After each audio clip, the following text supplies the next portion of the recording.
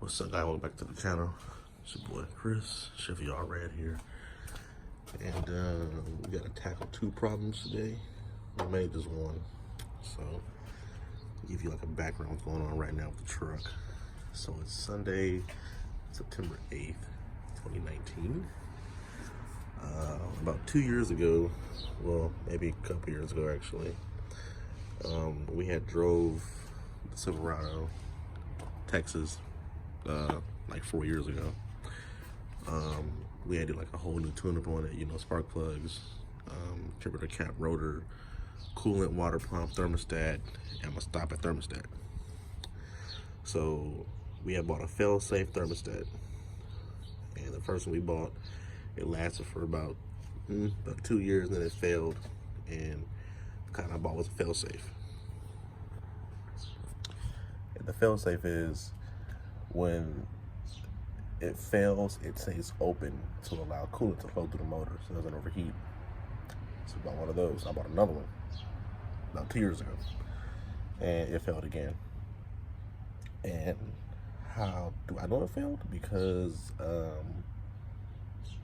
this truck does not run hot, meaning it doesn't get to operating temperature. It gets about 130, 140, that's it. And it should be about 195, 200, you know, even on a hot day.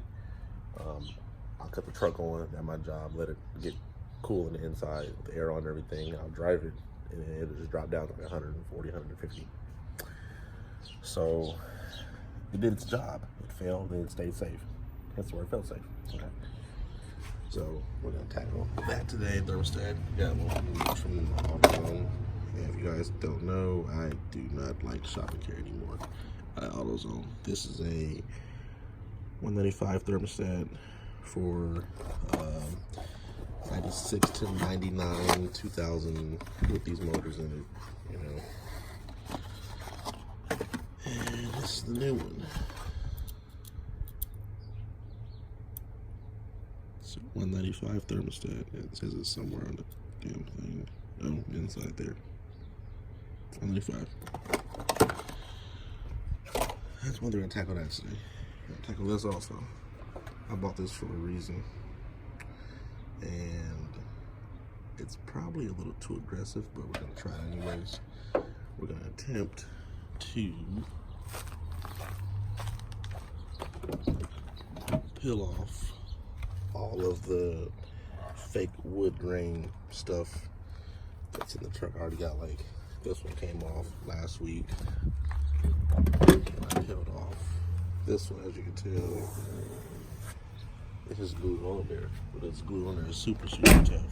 So we're gonna get that off. All right, so when this truck runs, it's kind of dirty right now. It runs to about the quarter mark on the temp gauge, which is about 130. So I said, maybe I got a bad gauge. So I bought one of these. You see it. Bought one of these. Thermostat, you know, whatever. And I stuck it inside the radiator. And it was at about 140 degrees. So I was like, oh, okay. Thermostat's failed. It stayed open, you know. So it's supposed to do, but it failed. Then I was like, well, maybe it's a bad temp sender. And I was just like, no. Tested that. That's still fine, actually. It's actually just a thermostat. So I'm gonna get this swapped out. I'm doing this early in the morning. The truck has not been ran at all today. So I'm gonna grab my coolant catcher, which is somewhere over here. Grab the bottom one, stick under the car. I don't waste anything in my driveway. And get this started. And I haven't done this in a while. Jesus. But anyways, yeah, let's get that done. And you know, start it up, see where it sits at and everything, and talk about what happened yesterday with the truck. Yeah, another story, but nothing bad. Just something I want to get fixed that still has not been fixed. But like I said, another story. We'll talk about that later on. All right, let me get this thermostat off, and get the new one in pretty much. This is pretty self-explanatory. Basically, you just pop off these. I think these are 15 mil bolts. You got 3 of them pretty much. This is a ground that I did last year. So I broke it, and that one, and then this one behind that one pops up. Pop thermostat out. Put new one in. Do the same thing. Reverse order. I bought this new coolant. This is their new one. So we're gonna get this in. Wherever I waste is gonna go back in here. So whatever, we're good. All right. So got the bolts out. So these studs are 1/2 inch. The top one is a 9/16. You need a deep socket to get these out. So this should just pop right up. It's already blinking. And there it goes. Alright. And just take this, kind of like just fish it out the way. Oh yeah, thermostat's toast. Take it kind of like fish it out the way a little bit. It's not a pain in the ass to get it off, but yeah, it's not super hard. Just kind of take it. That's it right there. And what you do is you go to your trusty Harbor Freight toolbox, grab your flathead screwdriver. You just go in there, open up that hole. And you just kind of just pop it up.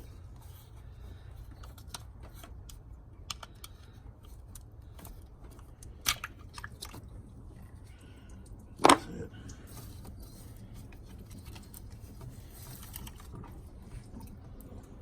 This is a fail-safe. And this is a 195 thermostat. You probably see it in there. Probably not. Let's see. Anyway, yeah, it's fail-safe. So, that's that. Let's pop this new one in and bolt it back up. We're done. Alright, that's all done. Easy, simple job. It's not hard. It took me about 5 minutes to do this, really, if that. But to fill this back up with some coolant, got some new stuff right here. I heard good things about their new design. Their new stuff with this. So let's see. I'll fill it up, let the water pump run.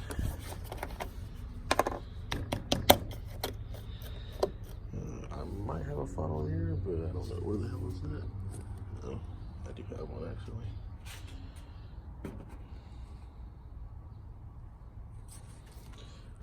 Probably use a funnel.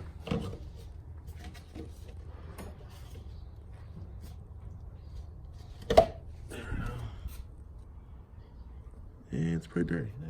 Let me use it. My old phone. I don't have one there. So I'm just use 2 hands with this thing. Forget it.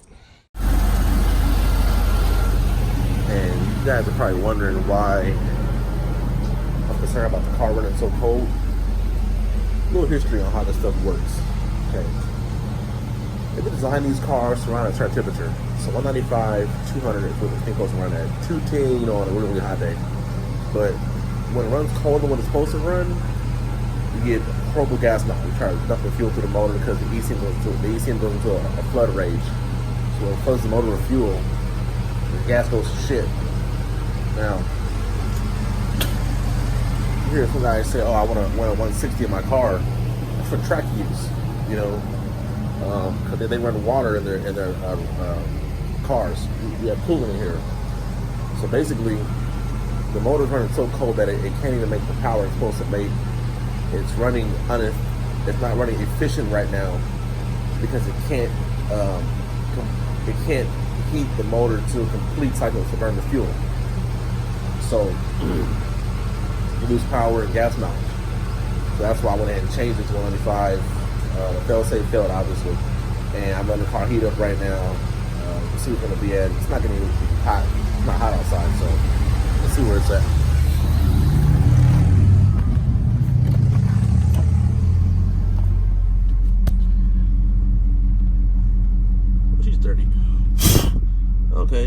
bit.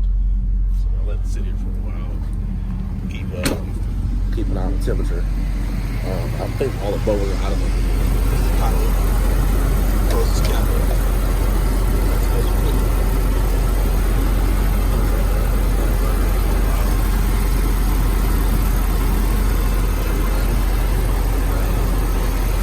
We'll check in a second. We'll check in a second to see where it's going to be at. If it's all good, we'll leave it alone. And we're going to go to our next project, which is getting off the wood grain, still off the doors. All right? Catch you later. All right, guys, we'll take it out for a test drive, and that's where we're sitting at now. Now, either this truck, I can't say that. I don't say either it cools just that damn well, or I don't know. Like I said, I've tested the temperatures in the unit. I might replace it for the hell of it. I might take it off and clean it. I don't know. So we drove about 15 miles up from and back, and we was on it, like hammering it. And like I said, it's not hot outside, so it's not like it's gonna really be hot in the first place. I know when I had the truck in Vegas, it would be at like 210 exactly, or like 200 degrees exactly. No problem. Never overheated though. But I don't know. It's gonna end this part of this video, I guess, and go from there. The temperature did fluctuate. Like when I was on it, it dropped down, and of course the pump is spinning, obviously. So I'm gonna do another theory of mine. Probably pull the fan off, probably pull the cooling fan off, or the engine fan off, and see what it does then. I don't know why, but we'll see what happens then.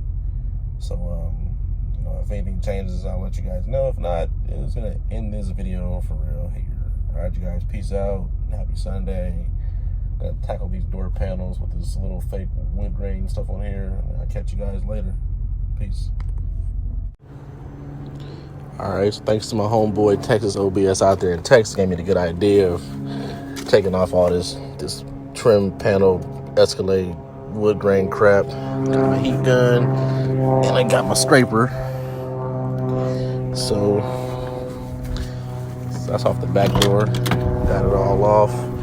Just take for what I've been hearing, you take a what's it called, SOS pad and some soapy water and get off all the glue, you know, all that. Come around to the other side. This side came out really easy. Yep. Got some glue on here still, but I'm gonna hit it back. Come right off. Came off pretty easily.